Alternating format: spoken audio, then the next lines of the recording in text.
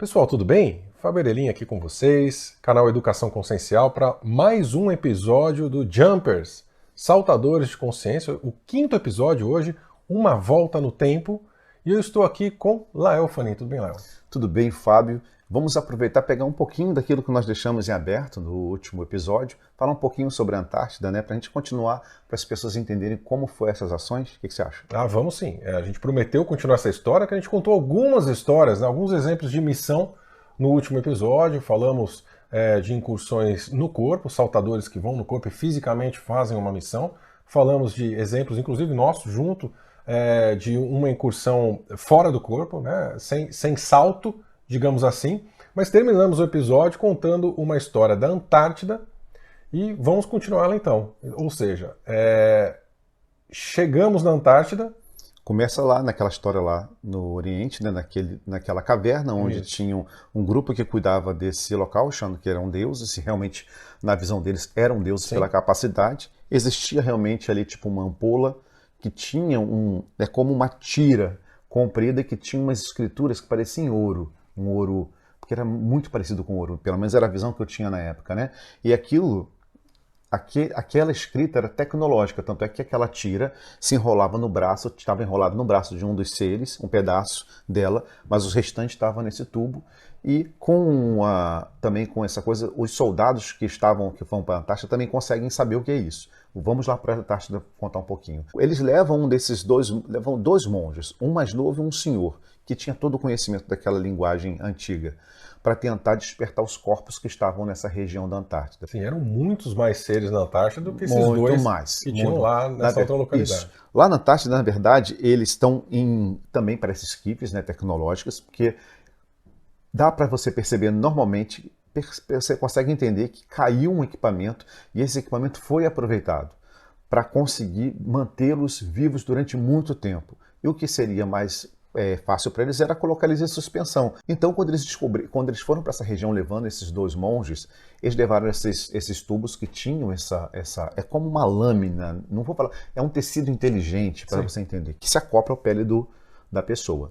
Esse monge, ele sabia fazer essa leitura. Eles foram levados, os dois, eles ficaram sentados numa região de frente onde tem essa estrutura que começa no centro, que é um principado, circular, e depois né? Circular, vai começando como se fosse, como é que fala, né? Patente, é quando principados, grão-ducados, e assim eles foram separados. Sim. Até com os soldados que estão na ponta. É por patente mesmo, né? Então o comando no centro, e quanto menos você vai nesse grau militar, colocando assim na patente militar, mais na periferia você se encontra. Né? Quando eles chegaram numa região na Antártida, que foi muito interessante, que tudo é muito branco, eles tiveram uma grande dificuldade de mapear, achar os lugares. Você imagina que tinham guardiões mesmo, guardiões que pareciam seres animalescos, né? E isso foi um grande problema para eles chegarem até esse local, e quando eles conseguem acessar, eles ficaram maravilhados que viram que não tinha só as esquifes. Tinha toda uma estrutura que tinha sido reaproveitada por esses próprios seres para preparar esse local de segurança para eles ficarem ali. Sim. O que dá para perceber que não tinha gelo naquela época. Você vê que aquilo não devia ter gelo ali onde eles entraram, porque parece que o gelo cobriu aquilo, do jeito que está ali embaixo, né? Então, descobriram uma passagem, algo abriu aquilo, por conta desses guardiões dessa localidade, existem guardiões mesmo, e físico, não é espiritual. As pessoas podem duvidar do que eu estou falando, mas isso ainda vai vir a público, são seres enormes e que conseguem manter a segurança daquele local. Mais uma vez, no Intervenção Parece até Planetária, um urso branco às vezes. No Intervenção Planetária a gente fala sobre isso, fala sobre esse animal, inclusive, descreve, e coloca até, inclusive, uma ilustração desse animal que faz essa... animal meio humano. Estou chamando de animal, mas é uma mistura. Ele também ele pode ficar como um quadrúpede, como pode ficar como um bípede. É uma coisa. Se a gente olhasse assim de longe, no primeiro momento, você fala assim, é um urso. É um urso, né? Mas não é. Ele tem inteligência, ele sabe o que está fazendo ali. Sim. Ele vive muito tempo, tanto é que eles têm uma organização entre eles. E tiveram que entrar no embate com um bando de soldados que foram para lá armados já com tecnologia, que assim como a gente tem nas agências, né, esses militares aqui na Terra, esse pessoal do Quarto Reich também tem um equipamento que você não consegue hoje nem comparar com o que tem hoje, tão avançado que eles são. Entraram nessa localidade, mapearam esses túneis, chegaram até o centro onde tinha esses corpos, E a primeira ideia deles foi o seguinte: a gente desperta, porque esses dois cantavam, era uma cantiga, era uma oração que ele falava o que estava ali. Então ele enrolou aquilo como ele viu no braço lá, ele copiou exatamente como estava lá e começou a fazer. E injetaram algumas coisas nessa esquife também. Alguns cientistas, eu não sei te dizer o que é, mas injetaram algumas coisas que eles abriam e soltaram. Todos estavam muito bem preparados. Não pensa que chegaram assim com a roupinha, como o Fábio está. Sim. Pareciam astronautas, porque estavam preparados com macacões, com um respirador, porque sabia que aquele gás que estava ali dentro podia afetar tanto o corpo físico das pessoas que estavam ali dentro. Então foram todos preparados, chegaram naquele local, escolheram um desses soldados, abriram um desses esquifes e colocaram, quando abriram, tiraram toda essa coisa, tiraram esse gás que estava ali dentro e colocaram um equipamento que introduziram nesse ser, que se alguma coisa acontecesse contra eles, eles conseguiram explodir o ser. Então começaram a fazer aquela ladainha toda junto com aqueles dois monges e começaram a despertar esse ser. Quando esse ser desperta, ele imagina, o cara está há algumas milhares de anos dormindo, né, em suspensão, e vê aquele bando de rato ali mexendo com eles, ele acha assim... Programou para despertar numa certa situação, já hibernou, vamos colocar assim, com isso em mente, ou seja, quando eu despertar é isso que vai estar acontecendo. E aí ele desperta e vê uma situação completamente diferente. E o poder mental que ele tinha, e olha assim, mas ele estava vivo, tinha massa muscular, ele tinha um gel que tinha naquilo ali que mantinha aquele corpo ainda com as mesmas características. Claro que ele não tinha a mesma força, mas a força mental e a mesma força física dele era descomunal. Tanto é que quando ele levanta, ele não entende nada, que ele está meio atordoado. O primeiro processo dele foi se defender, porque pessoas estranhas, pequenas na frente dele, porque ele era grande, todos os outros eram menores, mesmo os mais altos. Você imagina que tinha gente ali dentro, tinha quase 1,90 m que estava ali junto também. E ele, com um único movimento dele, os que estavam vestidos ali mexendo na coisa, ele derrubou. E os caras estavam cantando. Aquilo começou a parecer que estava apertando eles e começou a queimar. Parece que o cara mexeu na mente, a tecnologia começou a queimar o braço desses monges. Mas queimar de ficar seco, pegar fogo, eles não aguentavam de dor, começaram a correr de um lado desesperado, foi um alvoroço, começou um tiroteio, porque esses soldados que tinham ido também fazendo a guarda desse cientista, começou a atirar nessa criatura, e o que aconteceu? Não aconteceu nada. Não aconteceu nada. É um risco. O poder mental que ele tira é tão grande que começou a mexer em todo mundo, começou a derrubar as pessoas. Tanto é que os cientistas que ficavam fora, que estavam monitorando, eles pensaram muito bem. O grupo que ficou fora, na entrada, o grupo que ficou no meio, o grupo que realmente foi mexendo os corpos junto com os monges. Então os que estavam monitorando, eles ficavam só, está acontecendo isso. Então eles ficavam sempre no rádio falando. Então eles podiam explodir tudo e acabar com todo mundo, ou explodir apenas o corpo. Então, quando eles viram que teve um embate muito forte, olha que eram muitos soldados, eram muitas pessoas armadas e foram derrubadas com muita facilidade. Esse ser pegou um equipamento que era grudado no corpo dele, que ninguém sabia o que era aquilo, que pareciam pequenas tubulações que passavam entre os punhos, e eles soltavam um negócio naquilo que não dá para descrever, é uma coisa que é indescritível, e aquilo tinha capacidade de roubar todo mundo. Tanto é que as pessoas que foram pegas por essa onda, essa energia, era como se elas ficassem secas na mesma hora, sabe? Parece que queimou, parece uma energia nuclear. A pessoa secou ali, a gente observando aquilo, nós nos assustamos com aquela tecnologia e falamos assim, imagina se acordam todos. Essa meia dúzia que está aqui acaba com todos que estão aqui nesse planeta. E foi o que aconteceu. O que estava no meio do túnel desse local acionou o que estava fora e explodiram esse ser.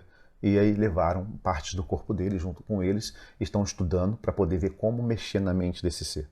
Estão estudando o corpo, não dá para estudar os órgãos porque se destruiu muita parte dele, mas eu lembro que ficou uma parte do braço, uma parte da perna, a cabeça ainda ficou inteira. E eles estavam estudando, e esse é um dos trabalhos que a gente fez, e a gente pode falar mais à frente sobre as ações que aconteceram pós esse enfrentamento. Os monges, coitados, morreram, como muitos soldados que foram lá. Se você acessar hoje essa localidade, você vai ver que tem marcas de tiro, e onde o sangue bateu, porque congelou, né, porque é muito frio, tá lá as marcas até hoje. Legal, então a gente comentou sobre essa questão da Antártida, e fazendo inclusive uma volta no tempo, porque esses seres já estão aqui há milhares e milhares de anos, o que nos remete à nossa chegada. E aí quando eu falo nossa chegada, eu falo do Lael e do Erelim. Da chegada na Terra e por que viemos para cá. Claro, a série não é sobre nós mas para ilustrar como que a gente acabou entrando nessa de agência, enfim, coabitação, coisas que a gente já mencionou em outros episódios, né? Então, sem aqui explicar desdobramentos, enfim, de consciências até chegar na Terra e tudo mais, nós, de uma forma resumida, tínhamos uma vida antes de vir para cá, tínhamos os nossos afazeres, né, dentro da nossa realidade, e chega um momento em que nós participávamos de uma equipe, liderávamos uma equipe, e essa equipe acabou, ou parte dela, acabou liderando um motim, digamos assim, e enfim, combinaram uma traição e acabaram fazendo uma situação com que a gente viesse para a Terra e ficasse preso por aqui. E aí somos traídos, acabamos caindo aqui no planeta, e quando se cai no planeta se fractaliza consciencialmente, vamos colocar dessa forma. Então essa consciência que era uma, acaba não sendo mais uma, acaba sendo uma dúzia, vamos colocar dessa forma. Que não é como os outros fractais, mas está em rede. É muito interessante a gente falar isso. Então vocês são um fractal. Não, a gente está numa rede. A gente como se fosse laminados. Né? A gente chama de laminados, ou seja, não é a mesma fractalidade que a gente fala de desdobramento, né? Ou seja, essa consciência acaba sendo fatiada, é péssimo exemplo, perder né? capacidades e ser preso. Isso, e quando você fatia, você isola essa capacidade que era total antes, né? E cada fatia dessa assume uma individualidade dentro do planeta, digamos assim. E é acoplado a uma consciência local e vive uma vida, ou seja, começa a encarnação, inclusive com os esquecimentos a cada reencarnação, da mesma forma. Depois que vai da segunda encarnação, porque na primeira, ainda lembra que o Senhor estava tanto ativo que acabou nos levando para um portal, num Borcipá, né, numa região, porque acho que quando a gente fala Borcipá, todo mundo sabe que é em Ur, naquela época, e foi quando se tenta abrir a primeira vez o portal para sair daqui com todo mundo. E existia um grupo que foi dividido em tribos, né? Laminados e dividido em tribos. Cada tribo tinha uma parte do conhecimento, porque quando você é laminado também distribui em pedaços, para que o todo não tenha consciência e volte. Sim. E você conseguiu lá despertar e fazer uma reunião com todo mundo. Essa tentativa de se juntar e ter essa potencialidade de novo, porque cada um por si não tem essa potencialidade, tem só um pedaço, não vai conseguir sair nunca. Sim. Então, essa tentativa que a gente fez foi de tentar reunir, claro, com essa consciência de primeira encarnação. Então, nas primeiras ainda se tem alguma lembrança, né? A primeira é muito mais forte, obviamente. Ali no Oriente Médio, então você já disse, né, de onde hoje é o Iraque, a cidade de Ur e tudo mais, a gente estava ali alguns milhares de anos atrás aí. Exato. Tentando juntar os outros caquinhos, os outros pedaços. Conseguimos juntar, né? Conseguimos juntar. E aí chegou um momento que eu falei, gente, olha, eu sei como que a gente vai sair. A gente vai se juntar, a gente vai conseguir sair. Vamos abrir um portal aqui, uma situação vai acontecer nesse exato momento, com algumas conjunturas, algumas coisas estão acontecendo. Nesse momento, pode deixar, eu saio, um tem que sair, e puxo os demais. Só que aí, como aquelas consciências, apesar de ser a primeira encarnação, nem todo mundo estava tão confiante. Por conta da traição que aconteceu já no momento que cai, né? Como tinha sido traído antes, aí o gato escaldado, né, que a gente diz, também acharam que, vou colocar eu, né, enfim, que eu ia trair o resto. Eu, como representante, digamos assim, ia sair e ia falar assim, legal, gente, vocês ficam aí, eu saí e tá tudo certo, né? E era loucura, porque os outros também eram você, né? Porque era a mesma parte. Era a mesma parte, só estava fatiado. Né? Só que aí, obviamente, a gente pode pôr mais uma vez na conta do nosso querido sistema, né? De implantar algumas coisas também na cabeça desses outros laminados. Ou seja, olha, ele está indo lá, mas será que é isso mesmo? Será que ele não vai te deixar para trás? Será que... E chega na última hora, até por essa dúvida e tudo mais, o sistema fica sabendo de que isso ia acontecer, e na hora que o portal se abre já estava tudo preparado. Ou seja, era uma grande armadilha, esse portal se abre, algo entra, ao invés da gente sair, uma outra inteligência entra E aí tem aquela cena Dantesca. terrível, em que basicamente a gente é eliminado ali na hora e, enfim. Fica um bom tempo para conseguir voltar a se estruturar novamente, né? E aí diversas outras encarnações, ou seja, tudo é perdido ali. Foi a maior, até pelo momento de primeira encarnação e tudo mais, foi a maior chance de saída. Né? Depois aconteceram outras, a gente vai comentar daqui a pouco de mais uma, né? Sim. Depois de algumas encarnações, mas foi a grande chance de saída, onde todos os laminados estavam ali com consciência de quem era, e perdemos uma grande oportunidade que nos fez cair nesse sistema até hoje, e que a gente está fazendo essa mesma tentativa, né? É uma coisa bem complicada. Falar disso assim num documentário, eu acredito que der pouco. É uma coisa que tem que ser muito aberta, porque só Sim. falar sobre essa coisa, assim, dá quase um filme de 3 horas, né? Um filme Não, de... e isso vai vir no nosso livro, né, com muito mais detalhes, né? A ideia aqui é mostrar para as pessoas, então, e para colocar para a gente também dentro de um contexto. Acho que isso é muito mais para a gente do que para as pessoas.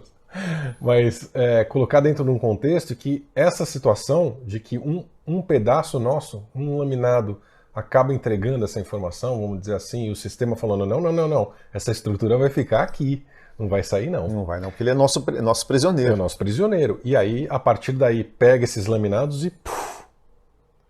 né? E a gente E acaba lamina se mais perdendo. e mais. Exato. Laminando mais e mais, E né? a gente acaba se perdendo nesses primeiros momentos, não é só num primeiro momento, nos primeiros momentos, se perdendo no espaço-tempo da Terra, ou seja, em encarnações e experiências, até a gente ter que talvez tenha sido a segunda maior chance de saída naquele exemplo do rapaz já no Egito, né? Pode deixar de Lembrando, uma forma genérica. exatamente, você vê que a traição não aconteceu só naquele momento da história quando nós estávamos Sim. chegando aqui. Ela acontece aqui dentro do experimento deles do presídio.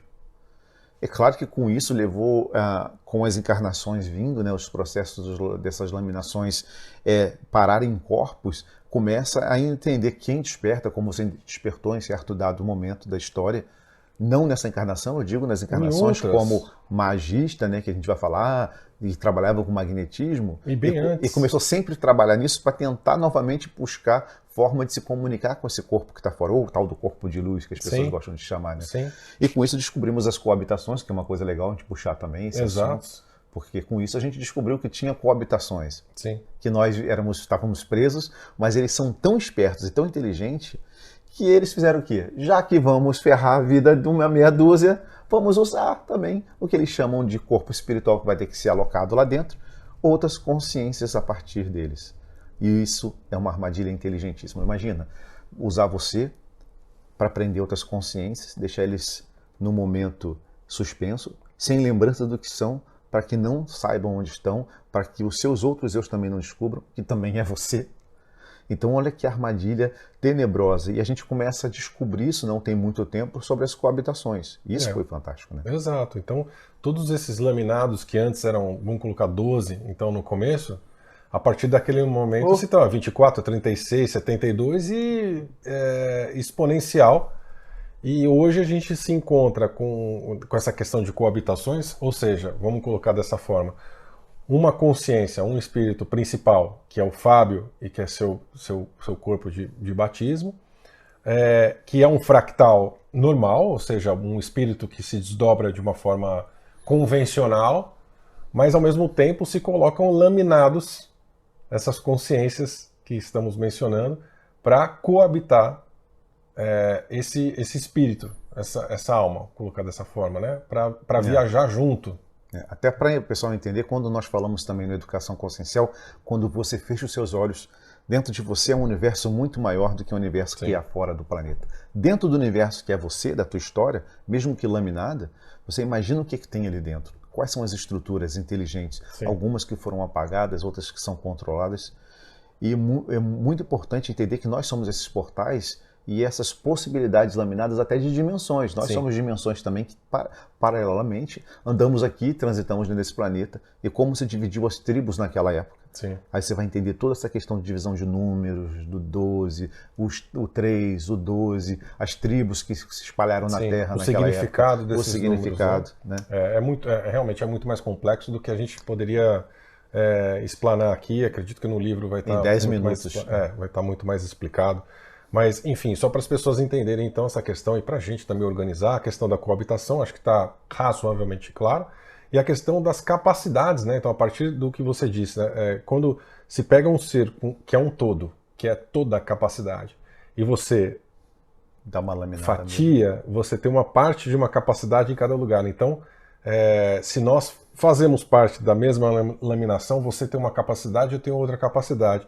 E quando a gente se junta, nós temos um todo, uma capacidade muito mais somada. E quando a gente junta os outros, né, que sejam 12, 24, 36, 72, quantos forem, quando se junta novamente para poder sair, porque precisa se juntar, não tem como um sair, um ficar, não. Sai todo mundo, não sai ninguém dessa forma. Exato. Até porque todo mundo é um. Né? Então precisa se juntar para esse todo, aí sim ser o todo novamente, para poder sair. E essa foi a tentativa desde então, de diversas encarnações, da gente despertar, descobrir quem é, ou seja, depois que você perde a memória, você começa do zero a encarnação, do zero, não é só aprender a beber, comer, ir no banheiro. Você também tem que começar a se interessar por questões espirituais, digamos assim, estudar, ter um mínimo de conhecimento, que isso vai demorar o quê? 20, 25 anos numa encarnação, na melhor das hipóteses. Esses saltos são muito loucos, né? Tanto é que te coloca num momento, você vai contar aqui uma história, até que a gente chama o menino do Nilo, né? Isso, que tira ele, bota ele numa condição. Ele acaba sendo muito especial no núcleo ali social dele, porque ele se destaca. A capacidade dele está aflorada, foi uma encarnação onde as capacidades sempre um magnetismo são mais, muito forte, né? Sim, e capacidades psíquicas, digamos assim. Ele já nasce com isso, com esse magnetismo, com essa capacidade, já conseguindo prever coisas que outras pessoas ali, questões relacionadas do dia a dia ali, né, principalmente de colheita, plantação, agricultura, né, que era muito do lugar, né, ele começa a se destacar por essas previsões, né. E isso já é a capacidade que estava abrindo ali, mas ele ainda não, quer dizer, quando eu digo ele, eu estou falando de você, estou falando de mim, ele ainda não tinha noção do que realmente ele era. Não entendi. Até que há um contato, como aconteceu no passado, que os profetas falavam das carruagens de fogo, ele é levado. Ele é levado em corpo astral. Mas é levado por quem? Por nós mesmos. Isso. É engraçado, né? A história volta e alguém vai lá e fala, vem cá, volta aqui, eu sou você. Sim. Mas como ele, naquela ignorância que ele vivia, como ele foi reeducado naquela sociedade, sem conhecimento mínimo, ele não sabia ler como os outros, ele não tinha esse conhecimento, apesar de já ter escribas na época, mas ele não tinha o conhecimento, mas ele tinha o conhecimento de ler as estrelas, ler a natureza e usar o magnetismo dele ao favor dele. Intuitivo. Então, intuitivo. Ele é retirado, tem uma visão que as pessoas naquela época poderiam chamar dos anjos que vieram para a Terra, Sim. que era, na verdade, uma das grandes consciências que foi permitido pelo governador ou organizador do local aqui, que permanece também até hoje, que permitiu tanto Yahvé quanto Cristo, Krishna, Buda e tantos outros avatares entrar, deixa que entre e se comunique. Fala, ó, tem um equipamentozinho em tal lugar que é um portal que está coberto. Vá para lá e busque isso. Só que ele não tinha tanto conhecimento. E eu gostaria até que você contasse um pouco para a gente, e o que aconteceu com esse jovem, aconteceu com o senhor lá naquela época. Ele, na verdade, vamos falando sempre na terceira pessoa, né? Que é bom para as pessoas entenderem. Esse jovem, ele consegue localizar esse equipamento dentro de uma ruína, perto de onde ele morava, colocar dessa forma, e ele começou a ir nesse local e se familiarizar com esse local, ou seja, começou a ver o que tinha dentro, porque era um local fechado, né? Ele entrava por uma porta e tudo mais, e seguia, assim, começou a se familiarizar e tudo mais, e ele percebeu o que ele precisava fazer, ele conseguiu saber o que ele precisava fazer, só que ele tinha que estar sozinho lá dentro, ele não podia estar acompanhado. E como ele era muito jovem, ele estava sempre com seus amigos, sempre com as pessoas. Era uma pessoa popular, né? Até pela capacidade dele, pela coisa que ele ajudava as pessoas, falava e tudo mais. Então, num dado momento, ele falou para os amigos dele, olha, eu vou entrar aqui nesse lugar, vocês ficam aqui fora, guarda para mim, vê se ninguém está chegando, me deixa sozinho lá, eu quero ficar sozinho, e não importa o que aconteceu, o que vocês escutarem, não entrem. E aí, esse jovem entra lá e começa a fazer o que tem que fazer, ativa esse equipamento e esse equipamento começa a abrir esse portal. Vamos dizer assim, começa a abrir esse portal, só que ele emite uma quantidade de radiação muito forte. que teria que deteriorar o corpo físico para que a energia saísse, não o corpo, porque ele não ia corpo físico, vamos ser sinceros. Claro, né? Claro. Então, o que essa radiação começa a fazer? Deteriorar o corpo do jovem, ou seja, ele realmente estava ali morrendo queimado de radiação, né? Então é dolorido, é um processo, né? E aquele equipamento fazia um certo barulho, digamos assim, e uma vibração. E a partir disso, os amigos que estavam lá fora falaram, peraí, tem alguma coisa acontecendo, o fulaninho tá aí dentro, vamos lá salvar ele, alguma coisa está acontecendo, tô ouvindo barulho, tá tremendo e tudo mais, e quando eles entram, eles veem o jovem ali já queimado, enfim, e aquele equipamento funcionando. A primeira coisa instintiva que eles fazem é eu vou salvar ele, né? Ou seja, pega o jovem mesmo sem, contra a direção que tinha falado antes, aconteça o que acontecer, não entre, né? Eles pegam esse jovem e levam para o vilarejo, enfim, para tentar socorrer e tudo mais. Mais tarde, enfim, a queimadura era muito forte e tudo mais, e aí as consequências são as esperadas. Mas o que é mais importante nessa história, o equipamento estava funcionando, como você começou a falar, ele estava funcionando da forma que ele deveria funcionar, era realmente para a radiação terminar com aquele corpo físico, para que aquela consciência conseguisse passar pelo portal e sair finalmente da matrix de controle. Só que, com essa intervenção, mais uma vez, e foi bem complicado, não conseguimos. Foi bem complicado que dos amigos que entraram, que foram os dois que puxaram ele, eles tiveram uma pele ficar toda purulenta e foram dados como tivessem lepra, foram afastados daquela sociedade. Sim. Foram dados como doentes, foram afastados daquele grupo. Pela quantidade de radiação, mesmo aquele pouco tempo, eles foram afetados. E com isso, no desenlace desse menino, né, que a gente vai chamar o menino do Nilo, eles deixam ele num momento fora do corpo, e esse mesmo ser que tinha feito contato com ele, que ensinou, deu as diretrizes, aguardou o momento certo que um principado estava para ter um filho naquela época, um rei egípcio, e falou, olha, esse é o momento para a gente colocar ele nesse local, que ali ele vai ter mais conhecimento, Sim. Ele vai ter pessoas auxiliando, o herdeiro do trono do faraó. Do trono, e vai ter pessoas inteligentes dando educação para ele, só que não sabia que também ali haveria a intriga pelo poder, que sempre houve em toda a história, né? Então ele vem e encarna ali num dos corpos que chama Amenópolis, né? E fica durante muito tempo nesse processo. O Amenhotep. Ele seria o terceiro. Isso. Né? E que faz toda a mudança na história ali deles, daquele povo. Ele fica, lembra, gente, ele não desencarnou, já encarnou. Sim. Essa consciência mantém ele escondido para ele não ir para esse processo da erraticidade e não ser pego pelos aqueles arcontes que já estavam cuidando daquela região, Sim. mais o pessoal que é da serpente, que também estava monitorando, que sabia, tem alguém ali que a gente precisa tomar conta. Não deixa... Vai dar problema. Vai dar problema. Então, onde está, deixa ele num local, ele é escondido, se é assim que podemos dizer, Sim. né?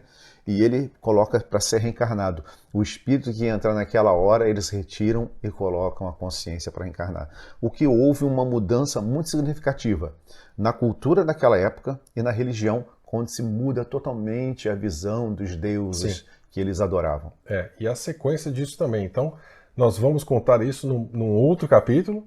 Vamos falar sobre Amenófis III, ou Amenhotep III, que é a nossa experiência, o nosso salto, a nossa consciência ali. E vamos falar também o que aconteceu, até porque, já adiantando um pouco, Amenófis ficou mais ou menos uns 40 anos e foi um reinado de paz, né? Ele foi extremamente político, se deu muito bem até com seus candidatos a inimigos. Foi um período de muita paz, né? Como nunca até então havia sido presenciada, né? E tem um filho que não aparece na história. O primeiro filho não aparece na história, mas que ele acaba morrendo. Mas tinham poderes e capacidades mediúnicas incríveis, mesmo e a gente criança. vai falar disso também com certeza. E o segundo filho, que é quem, a partir da morte do primeiro, acaba assumindo, que vai ser o Akhenaton. Né? Aí vocês vão entender toda essa... E o filho do Akhenaton é Tutankhamon. Então tem uma história bem interessante que a gente vai deixar para um próximo episódio.